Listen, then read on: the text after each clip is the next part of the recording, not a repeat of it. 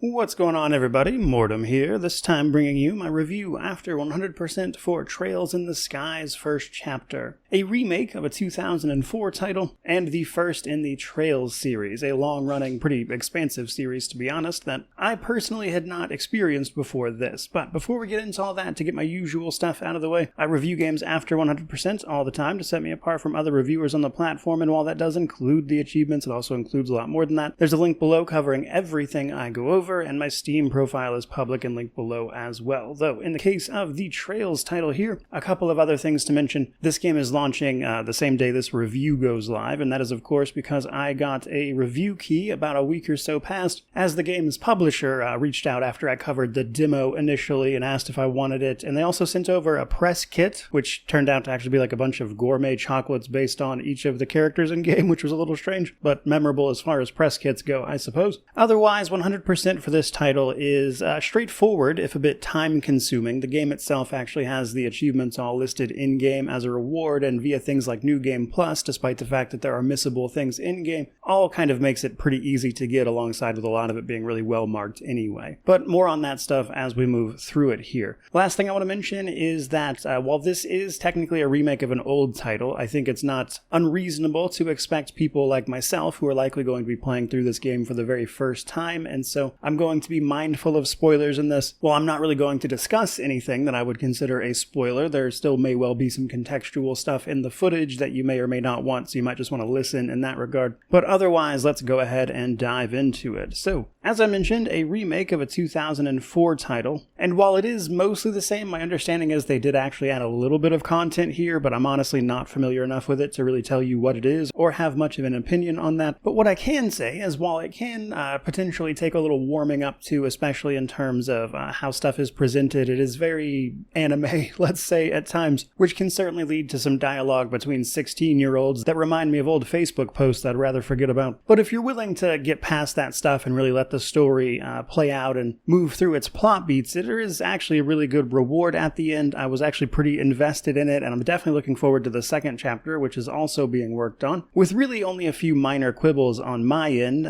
For starters, there are a gratuitous amount of cutscenes in this game. They went definitely overboard with the story at times, mostly in terms of stuff that isn't super necessary in terms of being there, and this may well be a matter of just, faithfully recreating the first game for all I know, but my point being, it definitely feels like there are times in the story where they have to tell you about, the lunch everybody had last Tuesday before the plot can move forward, and it's definitely gets to a point where you feel like, okay, I've got it, we can move on, but surprise, there's 20 more minutes of cutscene coming your way. But outside of what I would consider pacing issues like that, and the quick battles or the action side of the combat being maybe a little too simplistic, it was otherwise a really fun and enjoyable experience. But before we go further, let's first talk about the technical state of this game. Happy to report that this game ran extraordinarily well for me, really across all of my time with it, which is roughly 75 hours or so. The only problems I ever ran into were a single monster kind of got bugged out and was left out of reach, which obviously wasn't a huge deal, and then on one occasion, a slightly more serious issue, towards the end, a fight sort of locked up on me. The game didn't exactly freeze, but the turn order in the turn-based battle mode seemed to have froze up, and I couldn't continue, and I ultimately had to Alt F4 out and restart, which forced me to restart that fight, which was a slightly more serious issue, but it only happened once, and I could just start the fight over immediately, so it wasn't the biggest deal in the world.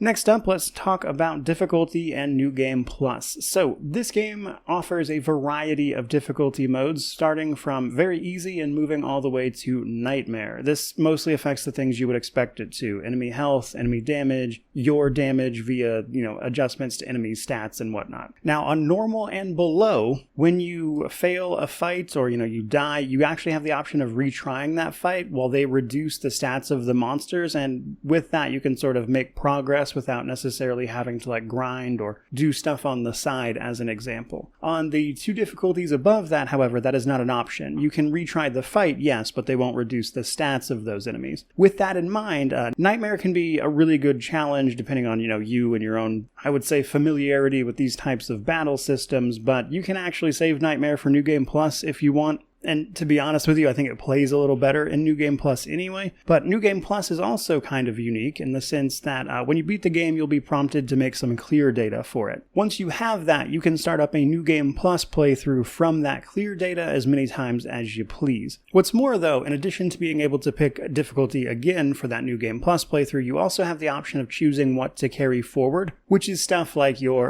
reward progress or your sort of in-game achievement tracker, your levels, your character progression, all that stuff. You can choose what to do there. And in fact, if you choose to carry forward your character levels, you can also choose to scale the enemies up to level 100 instead of the level 50 of a base playthrough. And as a result, New Game Plus is very good at, focusing on the specific things you missed in previous playthroughs, especially if you are cutting through all the cutscenes. Combine that with the increased levels and being able to smash your way through the enemies you fought previously, what can be a full, I would say, 40, 50 hour experience easily for a regular playthrough, if not a little more, depending on how much grinding you're doing. Subsequent playthroughs via New Game Plus and just using levels and those options to your advantage, you can clear them in as little as 5 to 10 if you're skipping everything. So plenty of options there for how to proceed, but otherwise let's talk a bit about the story setup and my thoughts on it. As a reminder, not going to be going fully in depth here, but maybe jump past this part if you want to avoid spoilers altogether. Because while for me, the story got off to a bit of a rough start with the opening cutscene being, I would say, very strange, but when I talked about that during my video about the demo, some people actually commented on that video that what you learn later throughout the story that recontextualizes that opening cutscene, they thought might change my mind on it, and have to give credit where it's due. Those people were correct. While the cutscene and everything going on with it just felt a little weird playing through it initially, once you get to the end of the story and you kind of realize the why of everything happening, it does actually genuinely pan out to feel, I would say, fairly justified, if a bit strange still. But nonetheless, our story begins when one Cassius Bright, a bracer, or somebody who works for effectively a mercenary guild handling problems for the region that the regular army can't solve, heads back home with a grievously wounded child in tow, who turns out to be Joshua. Cassius goes on to raise Joshua alongside his daughter Estelle, and they are both referred to as his children after this, and he raises them to in fact be bracers. What you'll learn as you go is that Cassius, your adopted father in Joshua's case, but Estelle's actual father, is that he is a decorated war hero. He is considered something of a legendary warrior, and with good reason from what you'll see throughout the game, but he in fact pretty much single-handedly saved the nation you find yourself in, Liberal, from an invasion that happened known as the 100-Day War. After this happened, he retired and took up work as a bracer instead. As such, Estelle and Joshua's goal seems to be, in fact, to become bracers themselves, and the story really kicks off right as they are graduating from their bracer training, which kind of serves as the tutorial, and then once that's done, a letter arrives for Cassius calling him away to a mysterious issue. And as he is called away, your job as Estelle and Joshua is basically to take up work on the contracts he was doing for his bracer work around town, and it is in addressing some of those issues that you get drawn into a much larger political plot that is more than you would probably expect. Now that is really as much as I want to say about the story setup itself, and while there's plenty more to be said about the story, I don't want to spoil it for people. So I'm going to talk in more general terms from here on out, and to start with, it's a story that really grows on you. You may well think you kind of know where it's going just from traditional JRPG tropes, and while I suppose it's certainly not impossible for you to guess that kind of thing, I do think it managed to be sufficiently different from some of the stuff that I would have expected, which made it feel, I would say, not wholly original, but honestly kind of refreshing. The first entry notoriously leaves off on a bit of a cliffhanger of sorts that I thought was honestly really well executed. You could kind of tell there was something going on there, but then when the reveal of whatever it is happens at the end, I thought that was really good. Because of how much sort of build-up and characterization there is for all of these individual characters, you do have the opportunity to feel pretty attached to them, even if I think it got a little excessive ultimately. Which is to say, a thoroughly enjoyable little story. More so than I really expected going into it, and it honestly has me very much looking forward to the second chapter so I can learn kind of what is further going on here, even though I could obviously look it up. I kind of want to experience that through these video games myself. And so while I certainly don't know if I'll get through all of the Trails Trails series. I'm definitely going to finish this first trilogy at the very least. Keeping it moving though, now let's talk about progression. This game has, perhaps unsurprisingly, a lot of different progression systems via things like your bracer rank, levels, gear, orbments, upgrades to those things, and even a few other things. There's a lot to do, but for starters we have your basic level. As you defeat enemies, you'll earn experience for doing so, which then can increase your level. But a few things to note here. The experience you receive is proportional to your level versus the enemy's level. So if you are a couple levels under an enemy, you'll get a massive amount more experience than you would if you were even the same level as them. Now, that starts to decrease as you go above their level, however, and it gets honestly pretty penalizing pretty fast. Which is interesting because being more than 5 levels above an enemy gives you substantially increased damage to them in things like the quick battles especially, which is the action combat mode we'll talk about. But you would be hard-pressed to actually grind up to get 5 levels over an enemy specifically without it taking a substantial amount of time, to the point where it's usually just not worth it to grind it because of how the experience adjustments take place. Nonetheless, as you gain levels, you'll gain access to extra, I believe they call them crafts being the official name, which you can build up combo points in combat to actually utilize, so you'll get more of that stuff as you level up in addition to the naturally increased stats. Alongside that, there is gear for every character, of course, their unique weapon type for individual characters, and then, of course, things like armor and accessories that everybody can equip outside of 1 or 2 objects, which are bound to a couple. But basically, there's gear. It does improve, every kind of time you get to a new area or find hidden loot stashes, that kind of thing. You'll be able to put on more gear and upgrade that while you go. And then there are the orbments. Probably the biggest part of character progression, really, is the orbments. So, an interesting thing about the World of the Trails series here is that they have discovered what they call, just orbment technology, which is effectively technology utilizing these quartz crystals via what they call septium, which makes up the quartz, to effectively channel things like magic through tactical orbments for battle, and then all sorts of other technological uses, sort of almost like Magitech, basically, or, any other variant of the many other types of fantasy that uses this particular setup. But the gist of it for character progression is that you'll be getting septium from all sorts of sources, treasure chests, when you defeat enemies in battle, that kind of thing, and you can use that septium to convert into various quartz crystals that can then be slotted into your orbment. Each quartz gives you a specific effect, but it also increases your elemental affinity by a set amount based on the individual quartz that you put in. This is important because as your elemental affinity goes up, it determines what magic you have access to in-game, which are called arts. It is possible, albeit a little annoying, to get every single available spell on a single character. There's actually an achievement for doing that.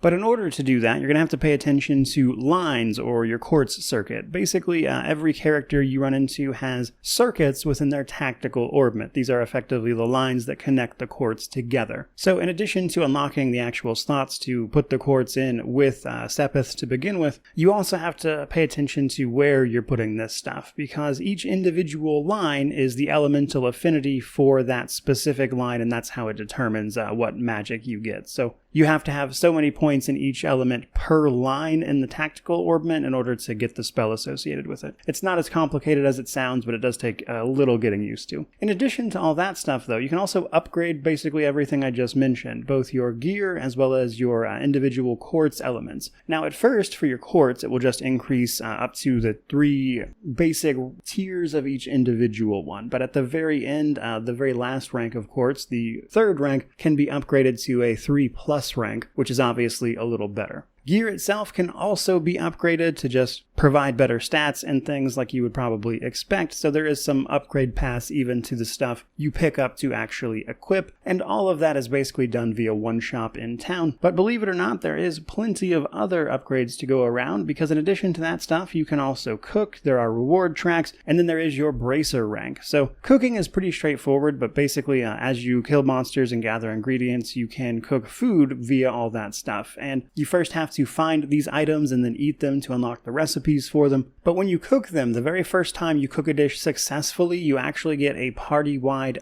benefit to all of your characters, so it can really be worthwhile to take the time to track that stuff down and get those upgrades. Then there is the reward track, so more or less an in-game achievement tracker. There's a whole bunch of rewards you can get for doing basically everything in the game, and when you complete certain tasks, you get rewards from this, and it's also where you can go to see your achievements in-game as well. And then lastly, your Bracer rank. So you start the game as a proper junior bracer as you're just getting started, and there are ranks to being a junior bracer. As you complete side quests and main quests even, you'll gain bracer points. These are effectively what determine what bracer rank you are. And while thanks to the minimum amount granted via the main story, it's pretty much impossible to finish at less than like bracer rank 5 as an example. If you're doing all the side quests and everything, and then even picking up some optional choices which can give you more bracer points, you can work your way up to rank 1, and as you do so, you get rewards for each rank. So plenty of progression to go around, but that is not all, because then we still have all the characters we pick up along the way. So curiously enough, you'll play through most of the game as just Joshua and Estelle, but on occasion,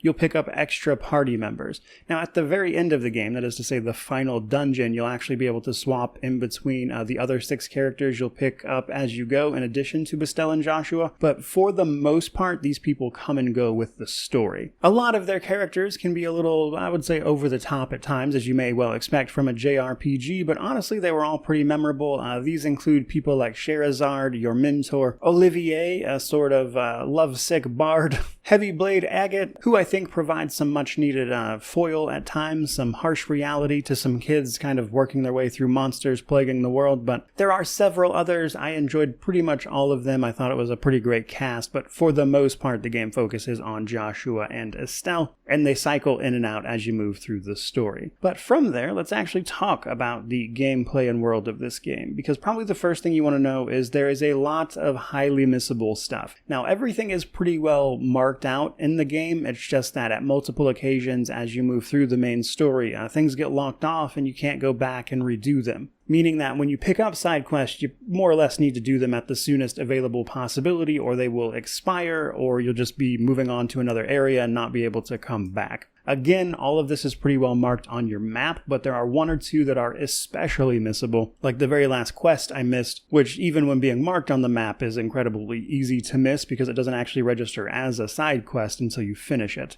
Either way though, the game takes place across the prologue and then its chapters. Each one of these individually is largely bound to an individual area of the nation of Liberl. You'll be going around trying to, of course, increase your bracer rank, but also to receive a recommendation for senior bracer status, which is required from every region in the area before you can be promoted, more or less. So that's obviously a sort of side goal in addition to tracking down all these strange happenings, which make up the individual chapters of the game. Now, while the game is divided up in between these larger areas are, for the most part, pretty open, and outside of some story events, you are largely free to travel as you please, taking on quests as they pop up, and encountering and talking to pretty much everybody. Now, one especially interesting thing about this game is that they go hard on the dialogue. While not wildly necessary, you can learn a lot about the world by talking to all of the different NPCs that have a surprising amount of updated dialogue every time something interesting happens. Again, the game will actually mark out the important stuff and the people you really want to talk to, but the amount of dialogue changes is notable here as the story progresses. But much of what there is to do is the stuff I've already explained. You'll be running through these areas, fighting monsters of course, but also tackling these side quests, which are effectively just requests for help from the Bracers Guild that you'll take on, and this will either lead you through some exploration or fighting individual special monsters that act as either mini-bosses or just straight up bosses as an example. And there's a lot to explore and do, and in the meantime, while you do all those things, you'll have the nice benefit of learning about the world around you, especially if you're taking the time to talk to the people involved in those quests, of course. Other than that, it's not really too complicated. Much of what you've probably seen on screen up to this point is more than likely going to cover what you can pretty much expect from the gameplay side of things. However, one thing I did want to mention is that some quests actually have the opportunity to earn extra bracer points through various like dialogue options that can pop up, which I would say are more or less little mini tests about how well you were paying attention to what you were told, like, you know, for instance, if there's a code or something, and sometimes this can result in slight changes to a quest, like having to fight more enemies or something like that. So not exactly groundbreaking, but helps keep you engaged, I suppose. But next up, we've got combat. Now, obviously, combat is going to vary a good bit based on the difficulty you have, and of course, how many of these mechanics you actually need to engage with, but largely it can be divided up between quick and then command battles. So the quick battles are effectively the real-time combat. Now, the game is not really meant to utilize one or the other in totality, but rather you use kind of both interchangeably depending on the situation, and that really kind of plays into it when you use the quick battles to basically stun an enemy and then use that to get an advantage as you step into the actual command battle, which is the turn-based mode. Now, honestly, I think the quick battles in combination with how their damage and stuff scales based off level it's okay. It's a little simplistic, if anything, but it's not bad. And the problem for that is that some of the options for the quick battles are actually gated off until quite a bit later in the game, because for much of the game, the quick battles, that is to say the action combat, is basically just attacking, dodging out of the way, and then occasionally performing a special move until you stun an enemy, and you either do that until the enemy dies, or you step into a command battle, which is, like I said, simplistic. A little later on, you can use your, I called them brave charges. I don't know if they had another name, but there are these charges you can get as you attack enemies to utilize what they call brave attacks, and you can spend those on doing some extra moves in the action combat a little later on. And those deal substantially more damage, but is obviously limited and everything, and they stun enemies much, much faster. Now, once you get into command battles, however, this is, I would say for the most part, pretty traditional turn-based JRPG type stuff, but a couple of things to note, and those are largely support abilities, crafts, arts, and combo points. So every character has support abilities. Essentially, as you play more of the game, you'll kind of earn this experience in the background as they play with the team, and the more you play a character, the more of this experience they actually get. But as they rise through 7 different ranks of support, they get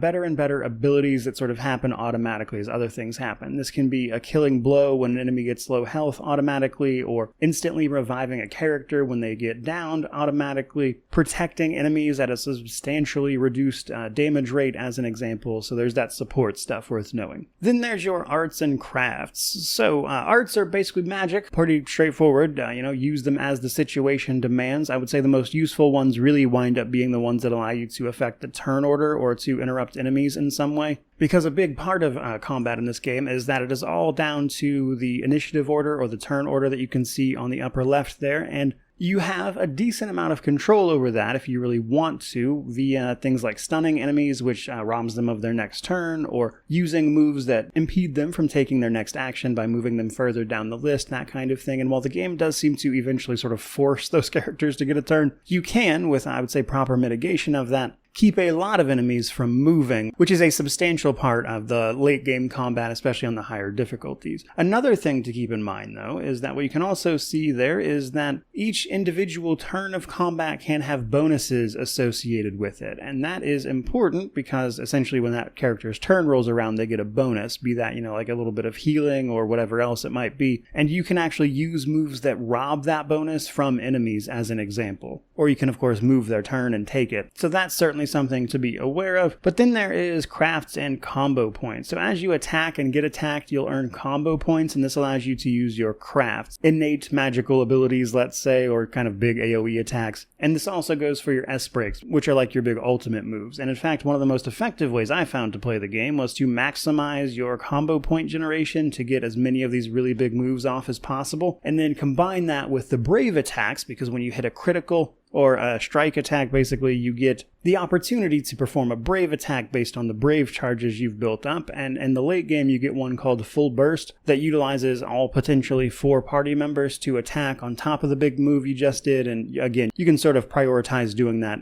very, very quickly, which I found to be an effective way to handle most of the late game combat. But that is, for the most part, the basics of it. The other thing I wanted to mention being overdrive. Every so often a character can go into overdrive, which will clear them of their debuffs, alongside guaranteeing criticals and strikes to allow brave attacks to follow after their attacks and potentially just get more damage off, obviously. So that's something you can do as well, and combine all of that with all the different ways you can organize a tactical orbment for the various bonuses therein, and you've got a deep enough combat system. I wouldn't say it's like the most wildly in-depth thing I've ever seen, but it's a lot of fun without being overly complicated, and I think that's probably where it shines the most. It is engaging without being overwhelming. Which brings us to our Steam Deck section.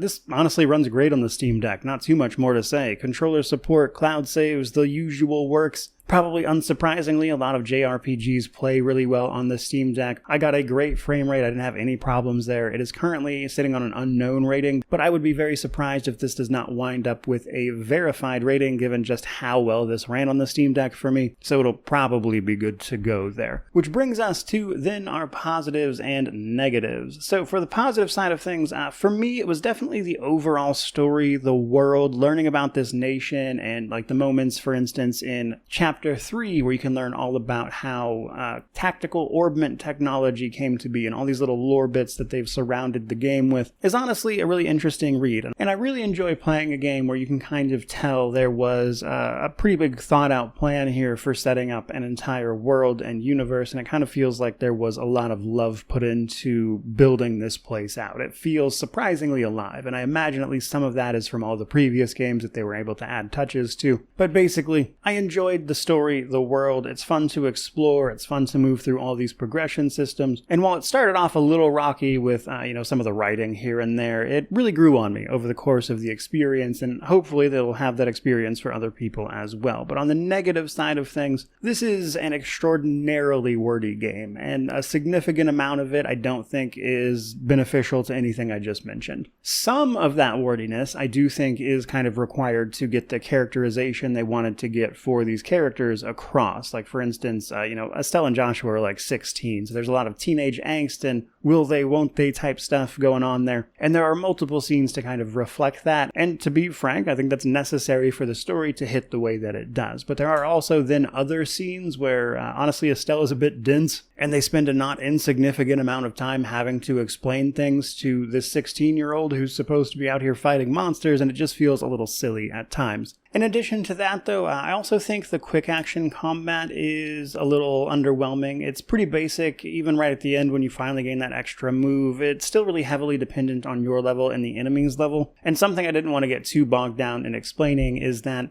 in order to really do the most damage and, quickly defeat enemies this way, you would actually need to be about 5 levels above the enemy, ideally, because that's going to give you the most damage. But the problem is, because the way experience works, in order to grind up 5 levels, you'd be better off just moving on at that point. Which means if you want to do the instances where you actually do need to grind, like getting specific monster parts to get some of the cooking recipes as an example, you're in for, honestly, a bit of a slog. And it's actually one of the few instances where I think the game could have been streamlined a little better, and that's a bit surprising to me because the game is otherwise just full of great quality of life stuff like fast travel and being able to move quickly from place to place, bulk selling, all that stuff. So it's just one of the rare places I think they kind of missed the mark in terms of that quality of life. But otherwise, that brings me to my conclusion, which is that this is a really fun JRPG. I enjoyed this a lot. I can see why people were so excited that the series was getting this remake and that more people might jump into it, because it was a fun experience. I enjoyed it quite a bit more than I thought I would with my initial outing. I'm genuinely looking forward to the second one, and the good news here is that the game itself is selling for $60 US, and personally I think it justifies that cost, but there's also a pretty lengthy demo over on Steam that covers, I believe, the whole prologue, and your progress from that demo actually carries over to the main game if you choose to buy it anyway, so you can try out exactly this and decide whether or not it's for you before you spend any money to begin with, which I think is a great practice. So I am recommending you buy it, but I would actually also check out that demo just to double check, because why not? Otherwise, though, had a blast with this, looking forward to the second chapter, and hopefully you also enjoyed this. But regardless, if you try it out or if you're planning to, let me know what you think down in the comment section below, which of course means to like, comment, subscribe, all that YouTube jazz. But regardless of any of that, truly, just thank you so much for watching. I really do appreciate it. May you wander in wisdom and have an amazing day.